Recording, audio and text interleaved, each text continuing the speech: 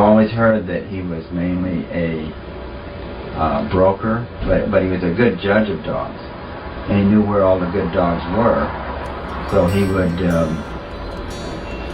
if somebody needed a good dog, he'd go, back in the days when prices were different, he'd buy a dog for $200 and sell it to someone else for $500. And it'd go directly from that person to the other one, so there was no conflict. Well, I see where you're at. Yeah, but he knew they were good dogs. And so consequently he had all these good dogs that he had sold and got a reputation for putting out good dogs. When I knew Carver he was a young dog man then. And I mean, of course, I was a lot younger, but Bob Hempel and Bob O'Neill and George Sadler, some of those guys were trying to help him. And in fact, Bob Hempel asked him, he said, well, Morris, they didn't pronounce his name Marie. He said, Morris, why don't you breed dogs? He said, well, Bob, I don't have the patience for him to grow up. I can't wait for him to grow up, so I'm never going to be a breeder. And that's interesting because he actually did become a fairly good breeder, I think.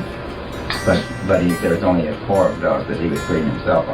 There was apparently a lot of these other transactions going on too.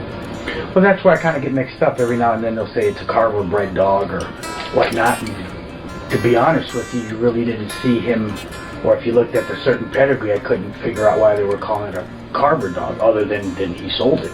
Right. And I think he really gave pedigrees with his dogs. So you weren't always certain how they were bred. Some other honey bunch. I've never heard of any litter mates or any other particular dogs off that same breeding or being litter mates to that dog. Have you ever come across anything as far as... No, I haven't. And there's always been the question whether she was really by Bully's son or not. And I know that James Crenshaw and what was his partner's name? Flame. You know his partner's name. Garrett? Not Garrett, but I just can't think of his name. That was James Crenshaw's partner.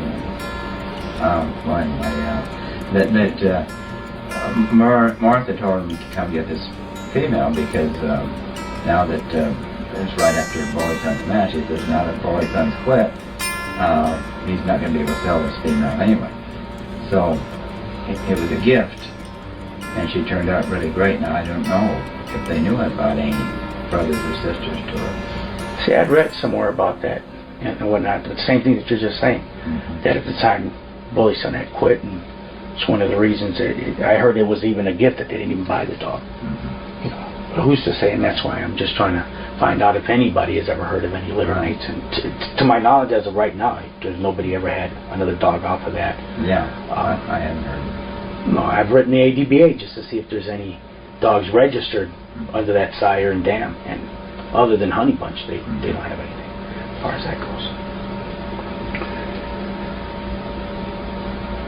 Just a lot of speculation as far as Honey Bunch and Maurice Carver and whatnot. Are you familiar with the Bully Son dogs?